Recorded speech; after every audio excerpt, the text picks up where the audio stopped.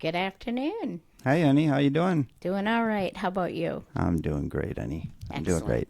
Excellent. So we are getting together today to tape our 4th episode. So if you haven't already, please go out on Spotify or YouTube.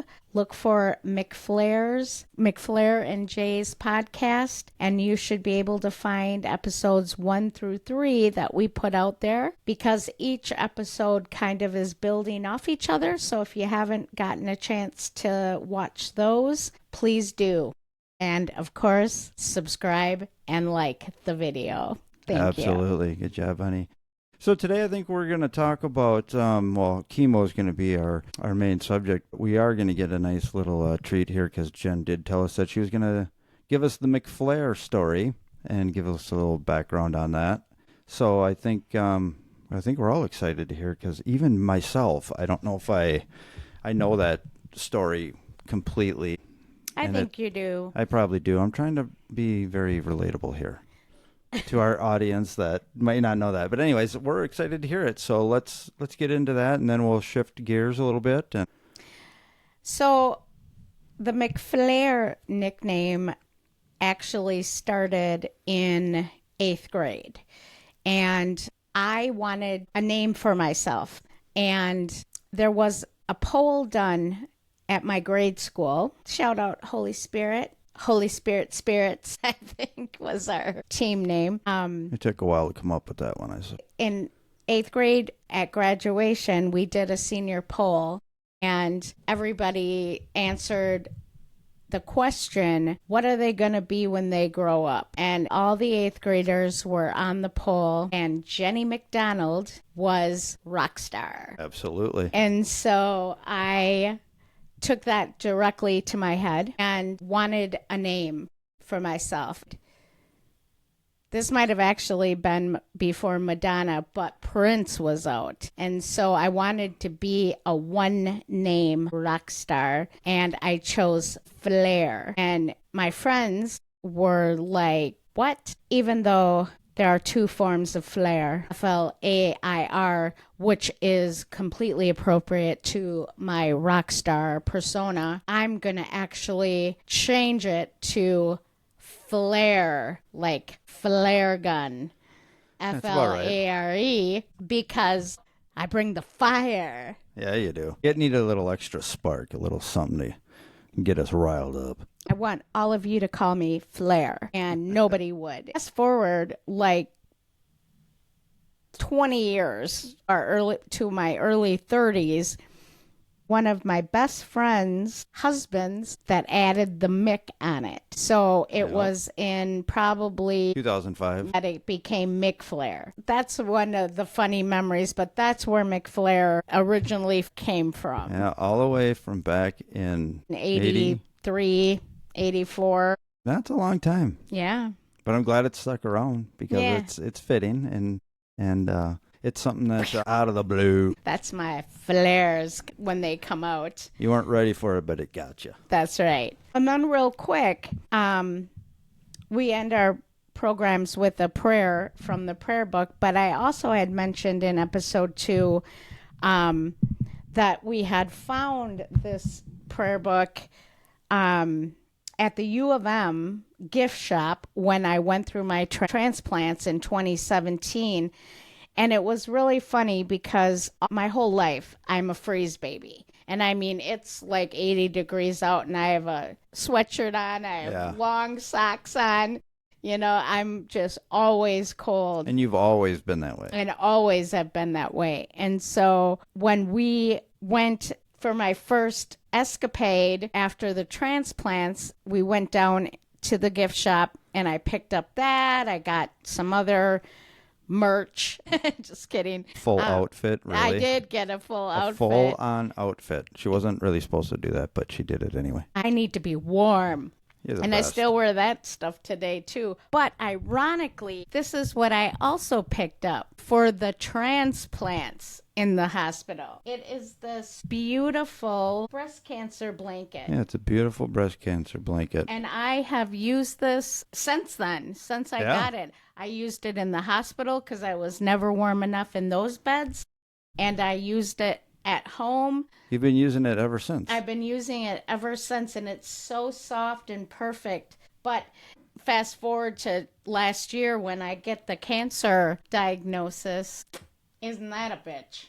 Yeah. Wow. I know. It's just one of those weird things. But this and this came together, and to this day, I touch them daily. Put it that way. And it's really cool that you got that being a very comfortable blanket in a certain time, and I don't know, God put it here because this is what transpired, and you had it, and it, maybe that's the reason, maybe it's not, but it's a beautiful reminder, and it came at a very special time, and maybe one day we'll get Jen to put on that awesome outfit that she bought. Yeah, I might have a picture of it. During the transplant time, I was much different about my transplant journey than I am about my cancer journey. I want to put it out there and want people who know me to pray for me. I felt like this time around, I wanted people around. Yeah. Where that time, I basically forbade anyone from coming to see me in the hospital. I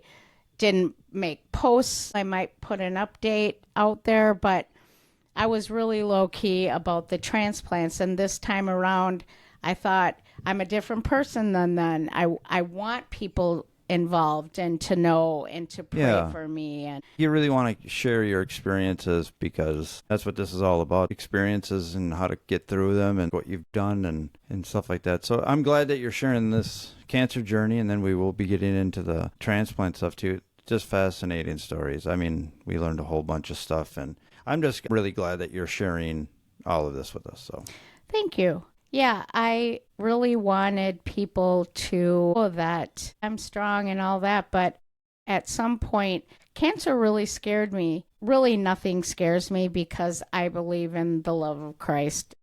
I don't fear things much, but cancer was more complicated, and I was fearful because of the transplants, the immunosuppression going into cancer. It made the cancer journey a little bit more serious. I could have died just as easily from the transplants. If I make it through, I make it through. God has something for me, and I did, and then I got my degrees, and it kind of gave me purpose, if you will, where the cancer diagnosis kind of smacked me a little harder. I'm sorry to interrupt, but do you think that it hit you a little bit harder this time around because right now you're in the middle of it? Because the transplants were a pretty difficult time though too. You've been through a lot of different things and experiences since then, personally, professionally, health-wise, and our relationship, all the whole thing. So a new perspective on how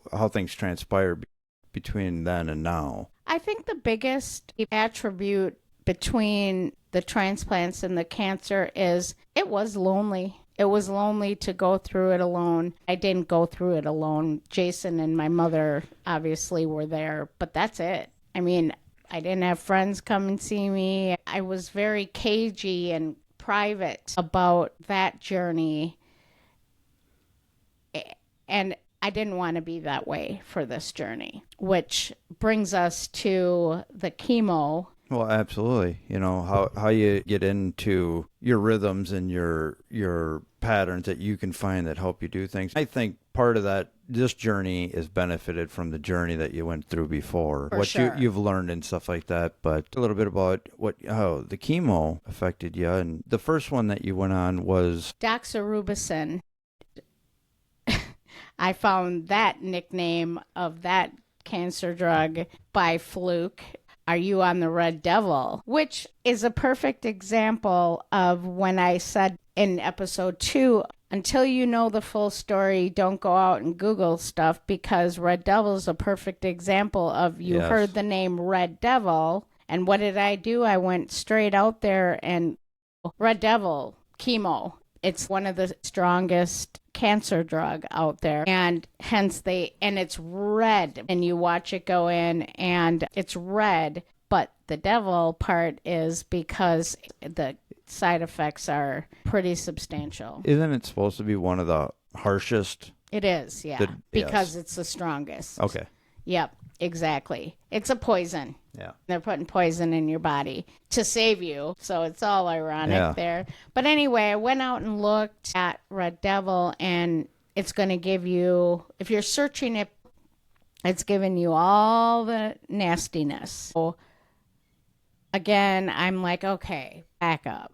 Go down, because I'm just looking at the list, all these terrible things. Yeah, if you're putting in just Red Devil, they're going to give you all the articles or whatever associated with that nickname. Hard side of doxorubicin. Yes. So I stopped, and actually I said a prayer. Lord, you know what I can handle. You know, I've been through a lot. Not afraid. I'm not afraid of getting this, but please have some mercy. It started, and the Red Devil goes every 2 weeks for 4 cycles. I started it the day after Christmas, and then it ended around February 5th. I got the first round, and by the second round, I had lost most of my hair. It was fast. So why don't we talk about what were some of the side effects that you noticed right away? Because I know that's what people are always concerned with. Like you said, your hair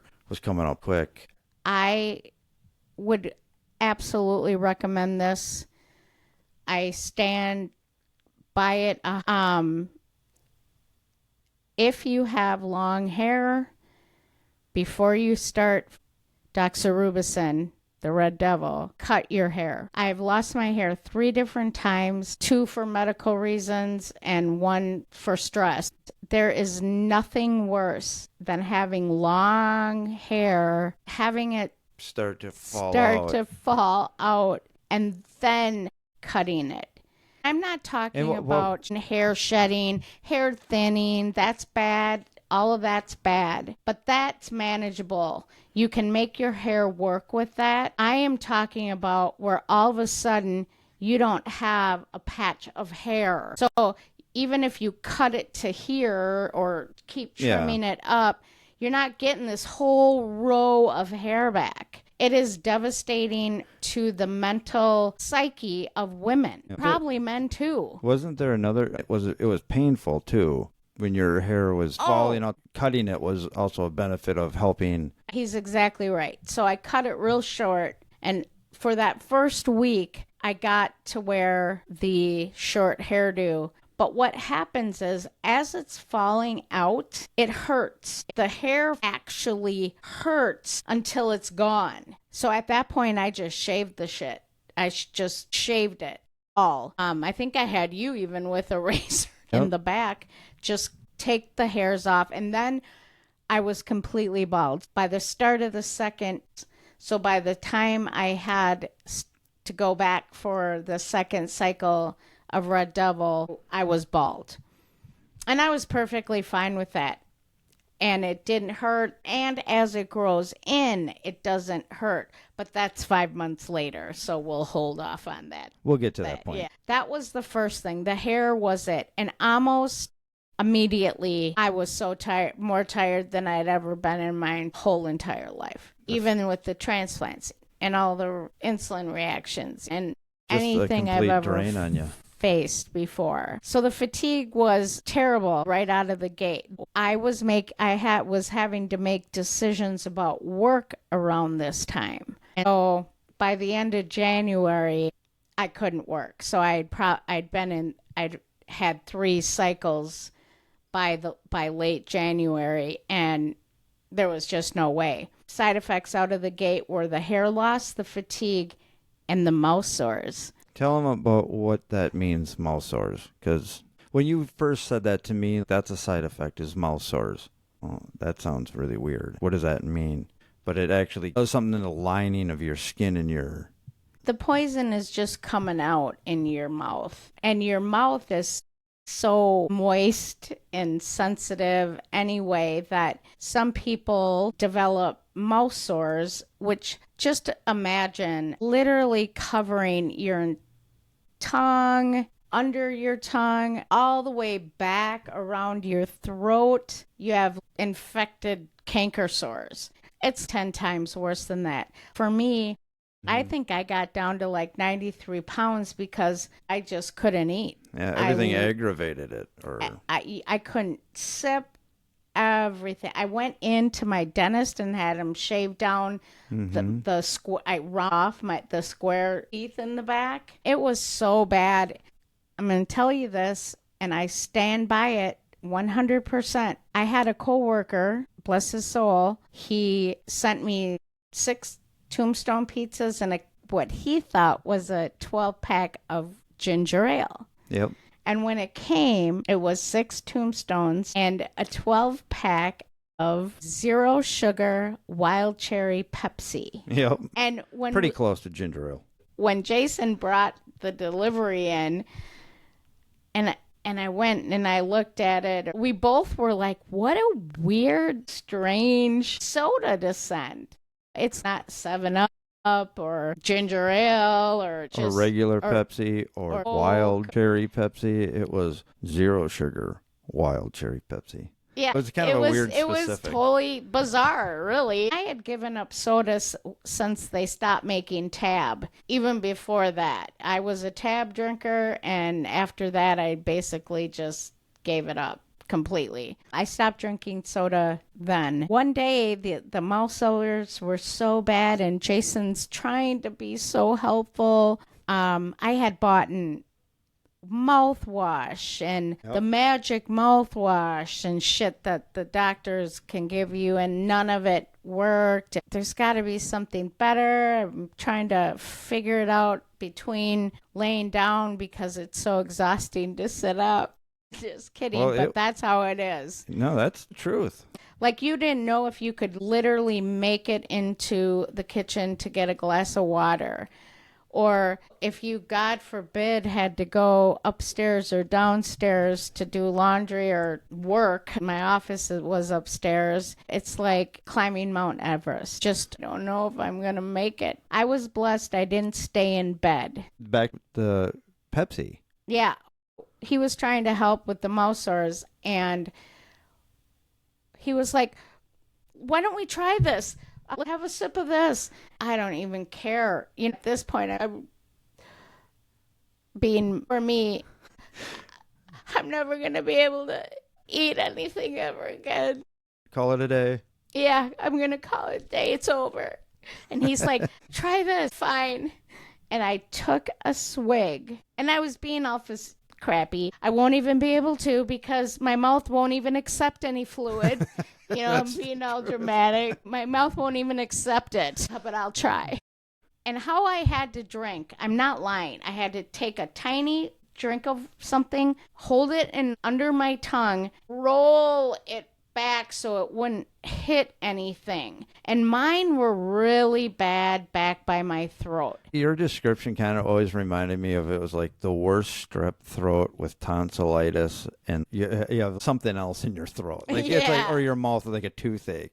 Yeah. That's what your description always reminded me. It seemed like everything that you think goes on in your throat that would be a problem with swallowing and painful. Exactly. Yeah.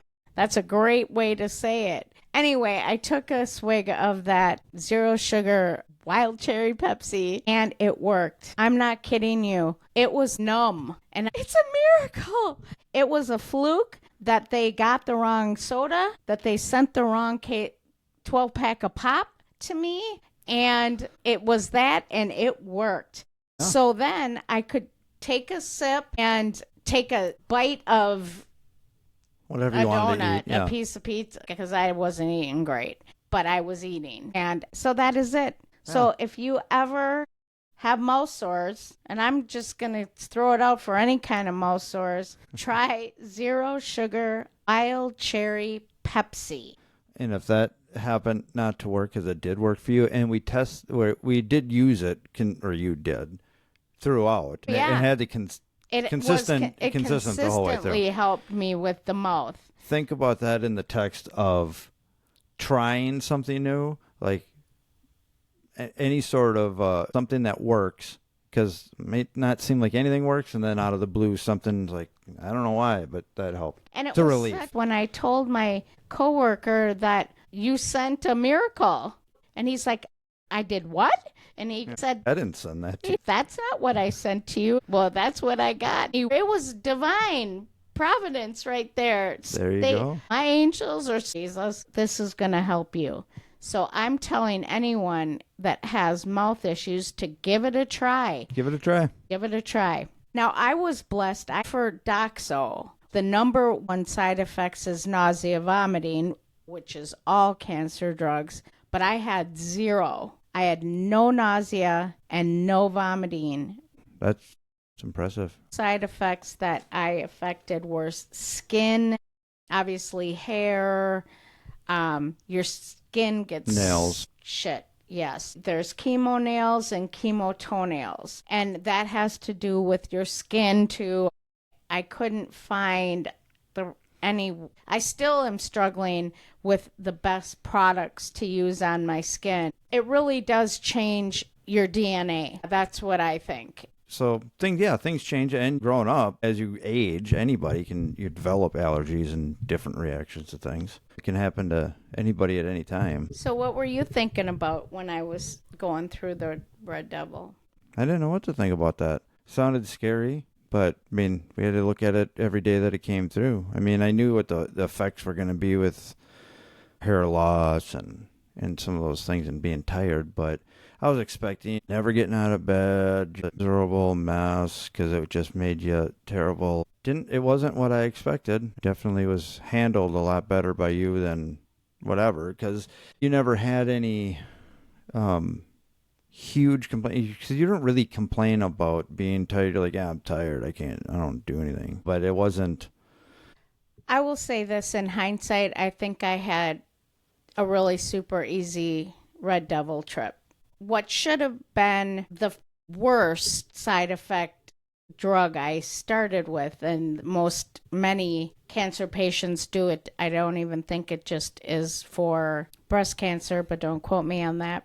But the next rounds of chemo was Paclitaxel or Taxol, and I started with that, and that really is where the nails, I lost half my big toenails. They look all right, but they're not coming back. It took basically 2 weeks ago after chemo started and ended in mid-May for my nails could actually put polish on if I wanted to, where you cannot during chemo, and you don't want to put false ones on or fake stuff either. I hardly wear socks. I could hardly wear socks. I mean, it was so bad. And neuropathy, that's a big side effect of the Taxol, which I was on that from February 12th through May 17th, along with another one. And I think that's because of the immunosuppression. They weren't sure these were going to do it on their own. Yeah.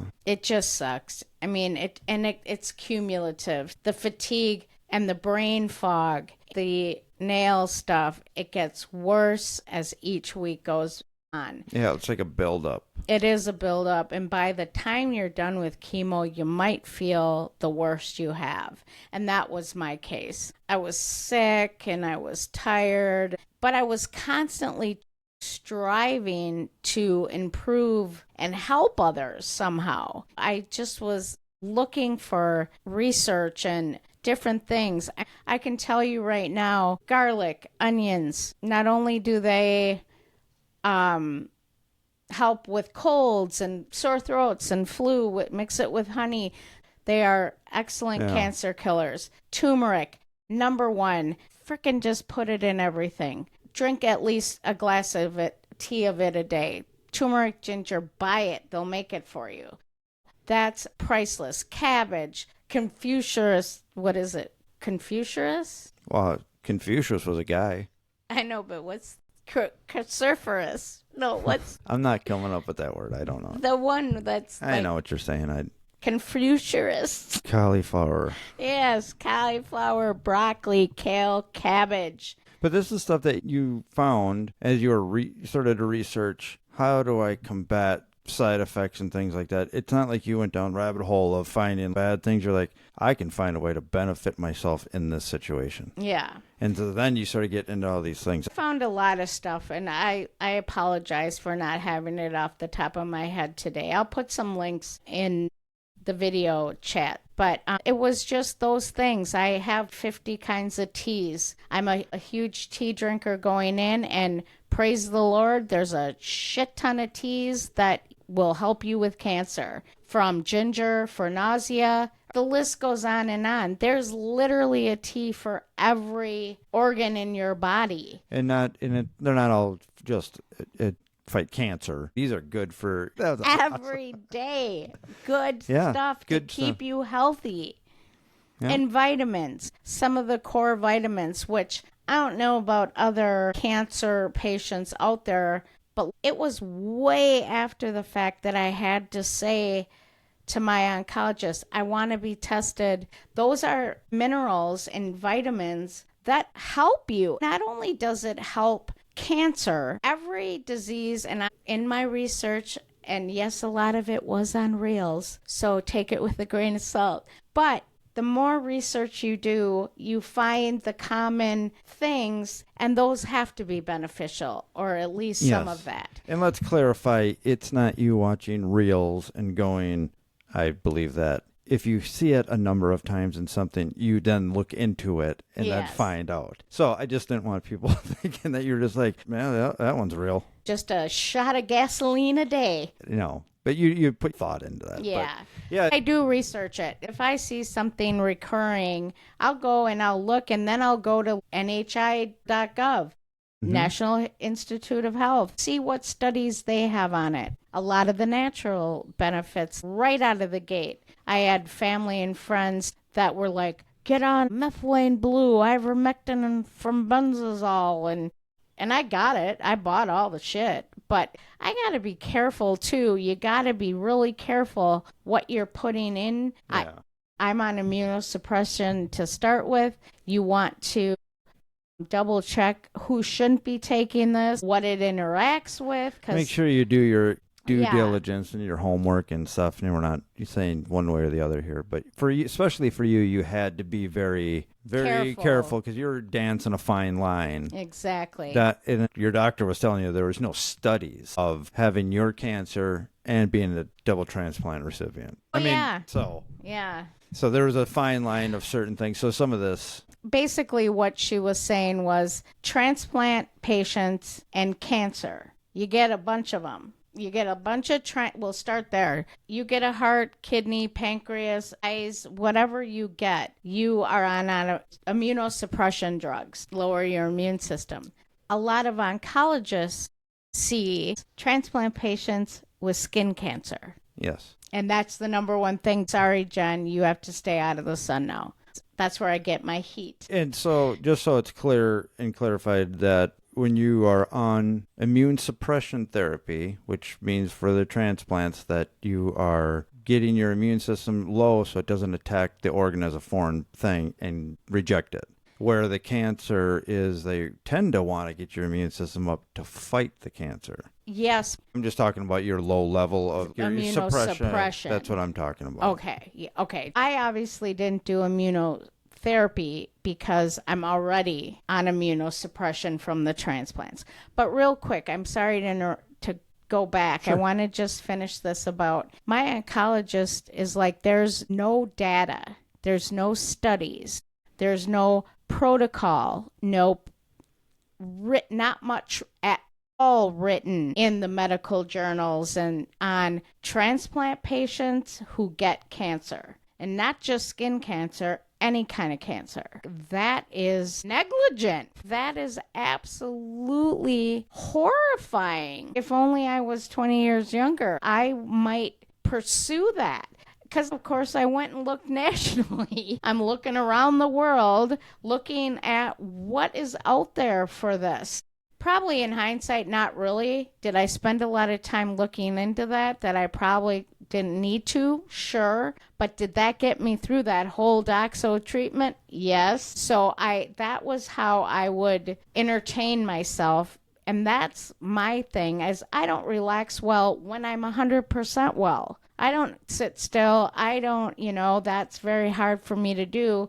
And even with chronic illness on top of it, I suffer in my own head by not being able to continue doing whatever it is. Whatever you feel that you need to get done, yeah. Yeah, and that's just really hard for me. And so research gave me something to put my mind on, something to fill my time. Because by then I'm not working now, and I can tell you I remained obsessed with work really until about a month ago. I mean, finally I would just put it down and just said, you're going on long-term leave now, so you're not going back immediately. Your whole team's probably going to be different. Just kidding.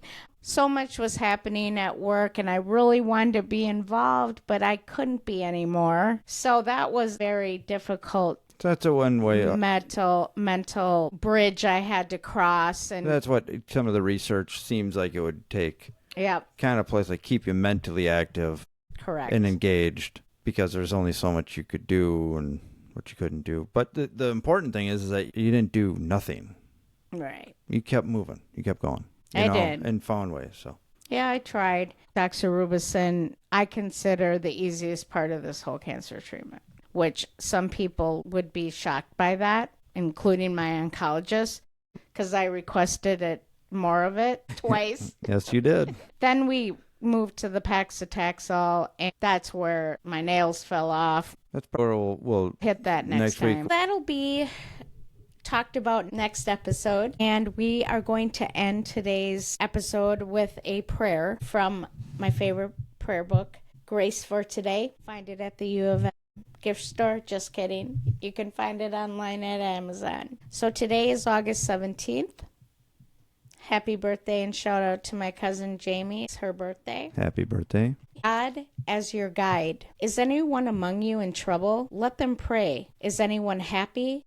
Let them sing songs of praise. James 5:13. When you confront a problem in life, you must never forget to go to the one who mercifully offered to be your Father with your distress, anxiety, and confusion. Find consolation and strength in Jesus Christ because he cares for you and he fully understands your distress and anxiety. Go to the throne of mercy and lay your problems before him. Give yourself fully to him in serious prayer and supplication. Then experience serenity and peace of mind that only he can give you. Thank God that he lays his hands on you, guiding you safely through the labyrinth of life. God, you are the only true comforter. Thank you for inspiring me and strengthening me time after time. You are my refuge and my shelter. Amen. So on that note, we want to wish you all a wonderful day, and make sure you like and subscribe. And we will see you next week. So have a good night. Wherever we go, come with us. Bye-bye.